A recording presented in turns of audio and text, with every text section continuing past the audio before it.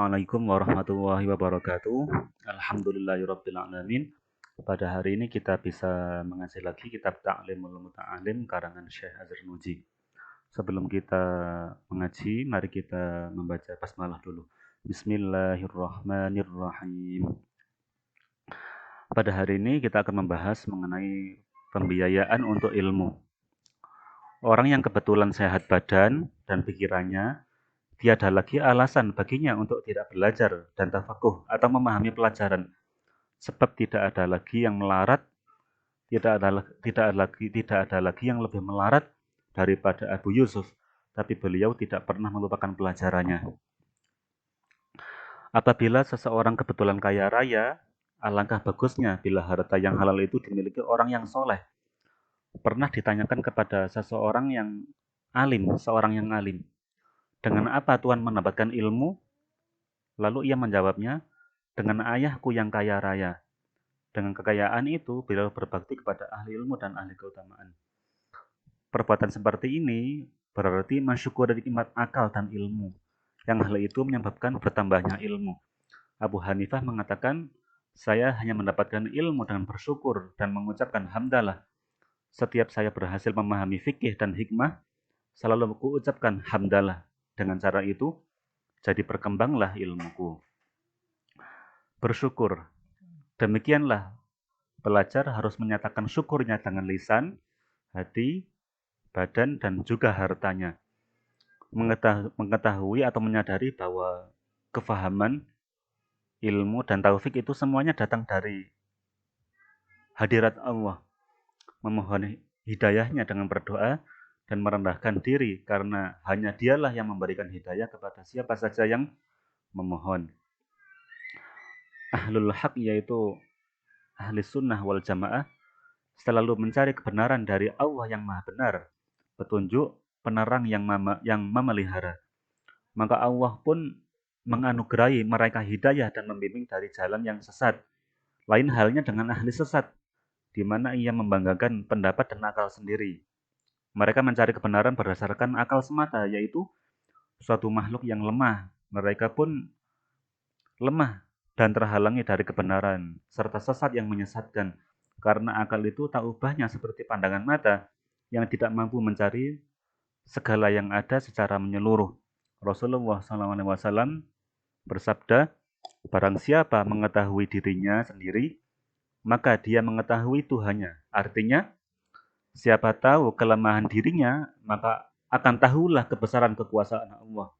Oleh karena itu, jangan berpegang dengan diri dan akal sendiri, tapi haruslah bertawakal kepada Allah dan kepadanya pula ia mencari kebenaran. Barang siapa bertawakal kepada Allah, maka akan dicukupinya dan dibimbing ke jalan yang lurus. Ini bisa disimpulkan bahwa tidak boleh mengandalkan diri sendiri dan akalnya, ya. Jadi harus meminta kebenaran dari Allah, ya. Memohon kebenaran kepada Allah. Kemudian pengorbanan harta demi ilmu. Orang kaya jangan kikir dan hendaklah mohon perlindungan kepada Allah agar tidak kikir.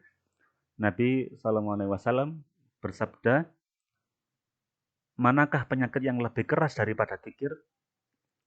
Bapaknya Syekhul Imam Agung Syamsul A'immah Al-Halwani adalah seorang fakir penjual kue halwa.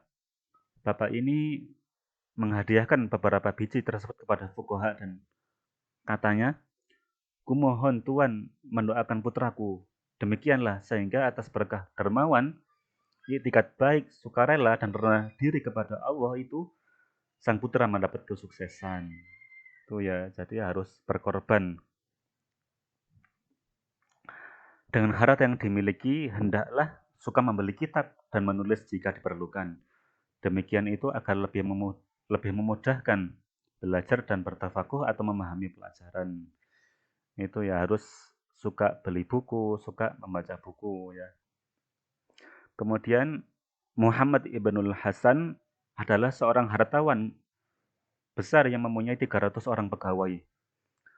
toh suka membelanjakan sekalian kekayaannya demi ilmu, sehingga pakaiannya sendiri pun tidak ada yang bagus.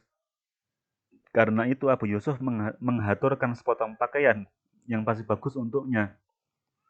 Namun ia tidak berkenan menerimanya dan malah berkata, untukmu lah harta dunia dan untukku harta akhirat saja. Yang demikian itu sekalipun menerima hadiah sendiri, hukumnya sunnah. Barangkali pemandangnya dapat merendahkan dirinya. Dan dalam hal ini Rasulullah pernah bersabda, orang yang merendahkan dirinya sendiri tidaklah termasuk ke dalam golongan kaum muslimin. Ya, jadi dari cerita ini bisa disimpulkan bahwa jika pemberian itu menyebabkan menyebabkan dirinya rendah atau hina, maka tidak boleh diterima, ya, tidak boleh diterima. Jadi orang yang merendahkan dirinya sendiri, kata Rasulullah, tidak akan termasuk golongan kaum muslimin. Ada cerita bahwa Fakhrul Islam Al-Arsyabandi makan kulit-kulit semangka yang dibuang orang, di mana ia kumpulkan sendiri dari tempat-tempat yang sepi.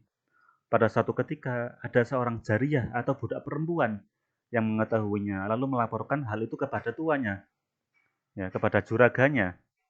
Maka setelah disediakan jamuan makan, Fakhrul Islam pun dimohon kehadirannya. Namun demi menjaga dirinya agar tidak hina, beliau tidak berkenan menghadiri jamuan tersebut. Ya itu ya. Jadi kalau dikasih orang itu jangan malah suka, ya. Ya. Jangan-jangan itu malah membuat dirinya menjadi hina, menjadi rendah, ya. Itu penting sekali.